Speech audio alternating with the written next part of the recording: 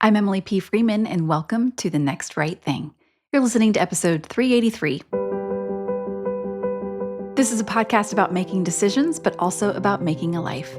If you struggle with decision fatigue, chronic hesitation, or if you just need a few minutes away from the constant stream of information and the sometimes delightful but distracting hum of entertainment, you're in the right place for discerning your next right thing.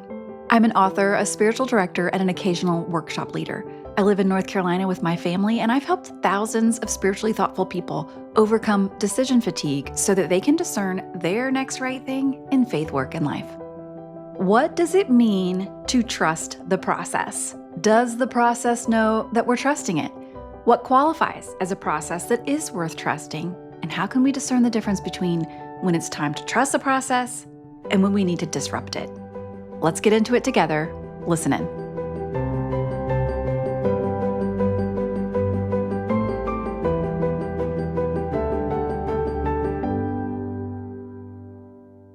I wonder if you, like me, have a complicated relationship with the phrase trust the process. Trust people? It depends. Trust God? Mostly. Trust myself? I am learning. Thank you very much. But to say trust the process, at least at first glance, can feel like a trite way to comfort myself when things are difficult or seem to be going in a way other than the way I thought or hoped that they would go. It may offer short term relief, but it doesn't give long term guarantees. Telling myself to trust the process can sometimes feel like a way to avoid facing reality. Is trust the process just a glib saying that sounds good on Instagram but requires either further exploration or ignoring it altogether? Maybe you're in the midst of trying to discern if you're in a season where you need to trust it or if it's time to move away from it in another direction. So, just to back up a little bit, as I tend to do here on the podcast, maybe instead of asking myself, should I trust the process or not? Binary. Maybe the better question to ask is, how can I know which process is worthy of my trust? So, let's define the terms. What do we mean by process then? And what do we mean by trust? So, for the sake of conversation, I'm going to borrow some process language from the computer science world. That is a sentence I have literally never said, and you will never hear me say it again. But just for the sake, and bear with me, all of you smart computer science people, operating systems run on processes, and these processes run through a life cycle of different states: new, ready, run, and terminate. In the new state, the process is being created or initialized. In the ready state, it's loaded into the main memory and waiting for the processor to become available. Once the system starts to execute the process instructions, that's the run state, like, okay, it's working, we're doing it. And then in the terminate state, that means the process is finished or it's been executed and we're done. Now, hi, this is the simplified Emily P. Freeman version, to be quite fair, but there's also a possibility that the process would be interrupted for various reasons, like they enter a block or a wait state or a suspend ready state, which I understand has to do with main memory and secondary memory. And we are not getting into all of that. But in general, a process, any kind of process, is going to go through various states or stages. This is true of all of the processes, from computer operating systems to human development and to spiritual formation. So, as we think about how do I know if a process is worthy of my trust, or when do I need to get on out of here? Here are some things to consider. They're numbered. Of course they are. Number one, what kind of process am I trusting? Is it internal or is it external? I'm going to list out some processes just so that and I'm going to say the word process a lot. I do apologize. But just so that you know what I mean when I'm talking about this, there are so many things we could be talking about. There are behavioral processes. These are the outward movements of our lives, habits, actions that quietly shape who we're becoming. Mental, the inner narrative that's always running, the thought patterns that frame our experiences, the stories that our minds tell and retell could also involve memory. It could also include the decision-making process, though I would say, and hopefully if you've been listening for a while, you know that decision making discernment is not only a mental process, but you can include it under that umbrella. Also, there are spiritual processes. I would call this the process of spiritual formation, the inner experience of our soul, how we form meaning, how we relate to mystery, and learn and understand what is sacred. This is part of the process we go through to understanding and identifying and uncovering what is most real about the world, about God, about myself.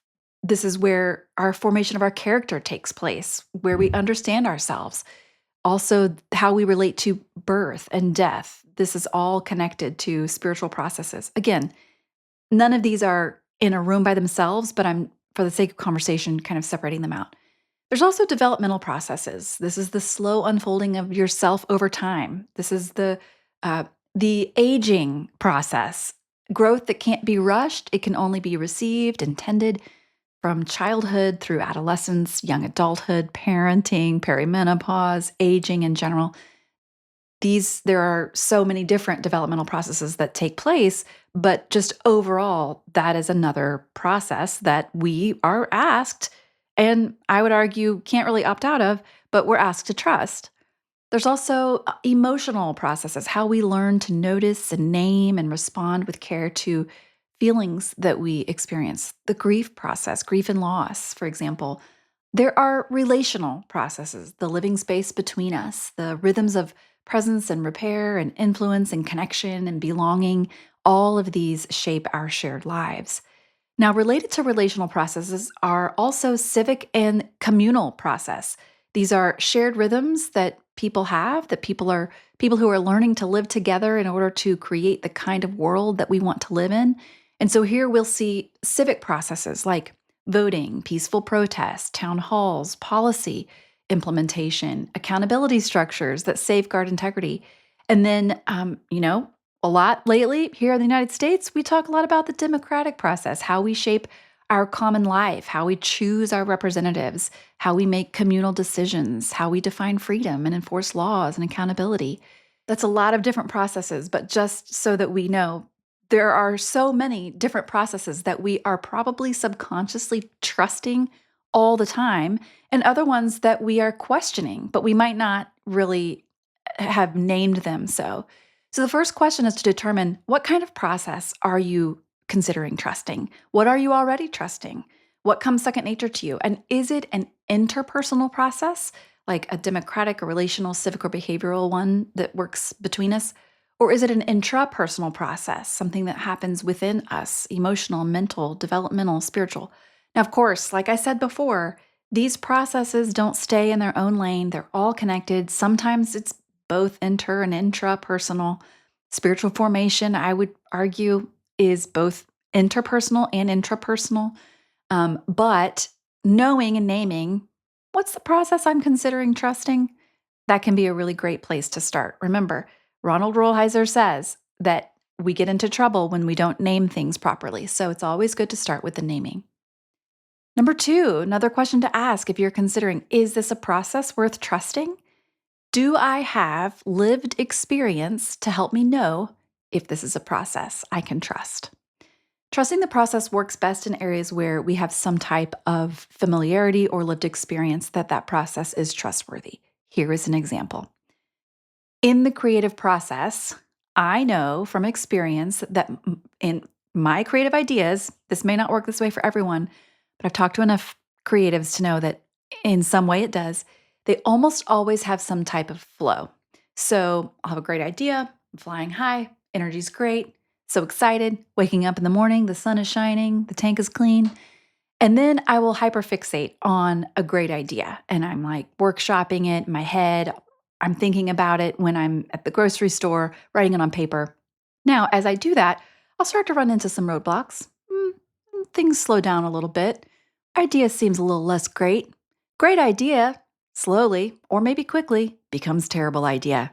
Terrible idea haunts me in the night, keeps me awake, can't sleep, get up in the morning. Terrible idea becomes my new hyperfixation to the point where I now have to ignore terrible idea and I start to clean out my closet, order skincare, look for gurus, scrub the sink with a toothbrush, all to avoid thinking about terrible idea. I then notice, and this part is key to the creative process, I notice how great everybody else's ideas are. Why are they so brilliant? Why didn't I think of that? Why am I trying to do this thing when that thing looks so much easier and they're so much better at it? And then I wallow, and then I binge watch a show, and then I stare out the window, and then I begin to realize I can't live here forever. And I walk, and I'll pray, and I'll live, and I'll be a person, and I'll hold that terrible idea anyway because I'm trusting the process. And I fully face it with all of the grown up energy that I can possibly muster. And soon, terrible idea retreats, and good idea emerges with more nuance and clarity. Now, there will be some parts I'll have to throw out, there will be some parts I'll keep in. I may have to pivot in a giant way. But I can now begin again with a grounded, great idea because I did not quit in the middle of that very difficult creative process. This is the process I have learned to trust. So when I'm in the noticing all the great ideas everybody else has stage, I can trust that I will not be there forever. And that even though my body and my emotions and my thoughts might be telling me that I need to walk away, give up, pause, or terminate the process, it does not mean I should quit or that I'm doing it wrong or that I'm not a professional. It just means I'm in the middle of a creative process. I can rely on my own decades worth of lived experience to keep moving forward. So that's the question to ask yourself. Do I have lived experience that can help me know if this process is worth trusting? Now, if you don't have lived experience, a third question you can ask once you've named the process, do I have lived experience? If I don't, do I know someone, third question, who has lived experience to help me know if this is a process I can trust?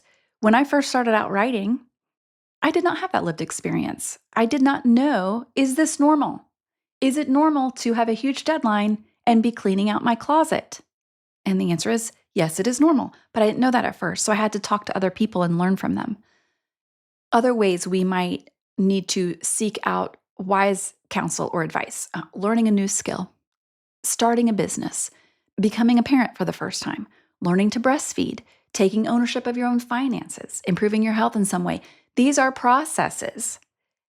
They may be new to you, so you can't rely on your own experience, but these types of things, financial clarity and learning how to feed a baby and making your own decision, like these things are things that people do know how to do. And they are repeated process over time. It's part of what it means to be human. And so even though you don't have the lived experience yet, you can turn to those who do, a mentor, a healthcare professional, a financial advisor, etc. So do I know someone else who has lived experience to help me know, can I trust this process? Is this normal or not? Number 4, does history have anything to teach me about this particular process? George Santayana, Spanish philosopher, essayist, poet, famously said, you know it, you can quote it, those who cannot remember the past are doomed to repeat it. How can this help us know if a process is worth trusting? Well, let's say personally, let's say you're experiencing feelings of hopelessness or sadness, an overall lack of motivation, an emptiness, and someone says to you, well, emotions come and go. It's part of life. You'll get over it. Trust the process. That would be terrible advice, like just on many levels, but just to kind of keep it on track. Perhaps when you look at history, your family background indicates a history of depression, which is extremely valuable information to have. No amount of trusting the process and continuing down the way you've been going is going to help you feel better. That's not to say there isn't a different process that you could trust, but time and just waiting it out in this case is probably not going to be one of them. Instead, you'll want to seek out the lived experience or expertise of someone else and become educated or informed on how to get some physical, mental, and emotional support. That would be a process worth trusting. Now, that's not to say your experience will change, but finding the support you need, aborting mission on the process path that you're on, when you look back and realize, oh, my family of origin, my background, even my own lived experience has told me from history that the way I'm going is not going to end anywhere good, or it's too filled with question marks or landmines, so I can pivot and find the support that I need and maybe there's a new process that I can engage. Now, of course, collectively in our communities of faith, in our neighborhoods, in our cities, on the local and national levels, we are hopefully always asking which of these processes are worthy of our trust, which ones need shoring up, which ones need pivoting, and which processes need to go. Some processes are worth following, others need to be disrupted and refined, and then there are ones that should be terminated forever. Question number 5. Where are you in the process? Now, as you determine if a process is worth trusting, it's good to make note of where you are in it. So, for example, if you're in the news state, you run a cost benefit analysis. You may not have enough information yet to know if the risk of not moving forward outweighs the risk of taking action. You're just getting started. When I was considering starting this podcast, I knew I had to trust the creative process. I was familiar with some of the self doubt and hesitation that comes with starting something new, but I was not ready to actually move forward until I was more uncomfortable with the idea of not doing this podcast than I was afraid of the consequences that might come of doing it. Now, I understood the creative process as it related to writing books, but podcasting was brand new for me. So there were some ways in which I had to rely on the lived experience of others to help me know if I was on the right track. Is this a process worthy of my trust? And turns out it was. Yay, for you and for me. You may also be in the ready state. You're moving through, you're starting out, I sort of call it my ducks are in a row state, and you're going, and then you're starting to question. It might be too early to question. It might not be. Maybe you're pausing or holding.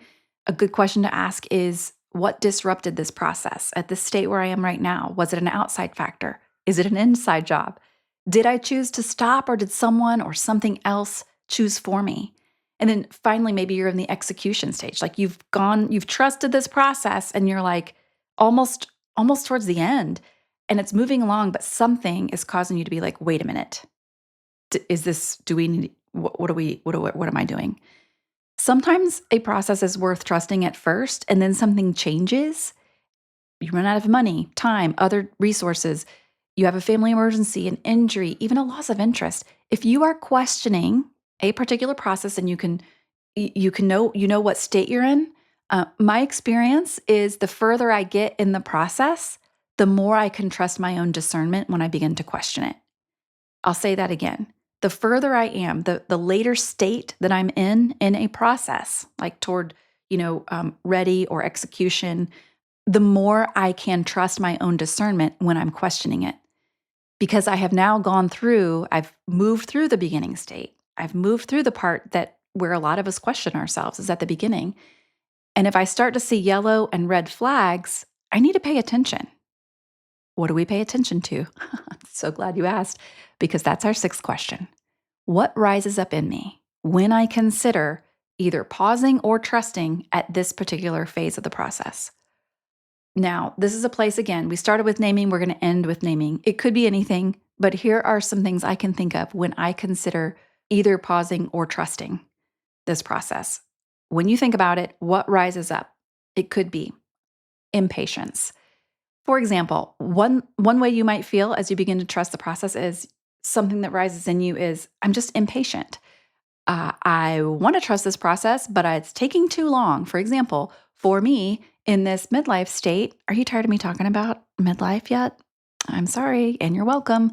But sometimes I feel impatient because either I feel impatient with the slowness of being able to understand myself in this new way, or impatience with not knowing if something can be attributed to my stage of life, or if it's something else that needs my attention. So that's often it takes discernment, it takes talking with doctors, it takes learning and educating yourself. But that might rise up, impatience. Another one is doubt. Parenting young adults, parenting tiny children, parenting a spicy one, as our friend Mary Van Geffen is an expert in and teaches us so well.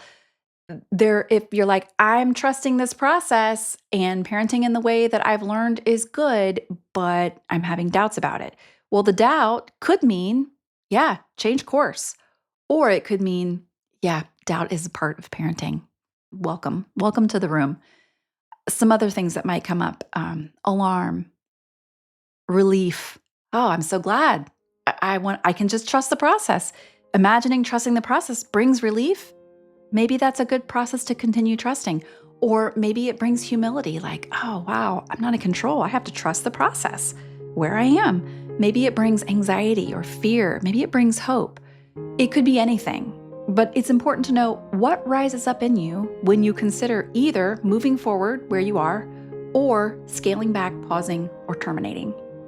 What about you? Where do you sense an invitation to trust the process these days? Is there a particular process you tend to always be skeptical of?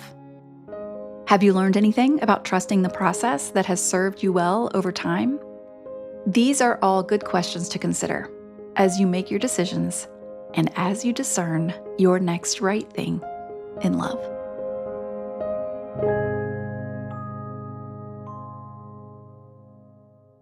Thanks for listening to episode 383 of The Next Right Thing. I hope this simple practice of discerning when to trust the process is just one more rung on the trellis upon which your rhythm of life can continue to grow. Because while it's true, this is a podcast about making decisions, the bigger truth is our decisions are making our lives. There is always more to say about the topics we cover here on The Next Right Thing, but I have a high value of wanting to keep the episodes short and digestible. Still, I often will start an idea on the podcast and continue it over on Substack over time.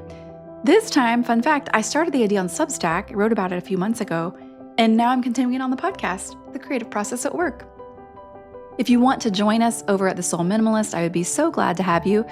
You can join for free, or if you want to join us at the paid level, it's $5 a month. You can get access to everything that we do there, including our private Instagram account, the How to Find and Follow Arrows workshop, which is all about making decisions, full access to our community journal club that we're doing this year. Super fun. I'm loving it. Just visit emilypfreeman.substack.com to join us and learn more. As always, you can find me online at emilypfreeman.com or on Instagram at emilypfreeman. This episode was edited by the team at Unmutable and organized by Ashley Sherlock. In closing, here are a few words from Alan Levi in his book, Theo of Golden, on the process of grief and acceptance. Living with sadness, accepting it, is easier than trying to pretend it isn't there. It is another of life's great mysteries that sadness and joy can coexist so compatibly with one another. Thanks for listening, and I'll see you next time.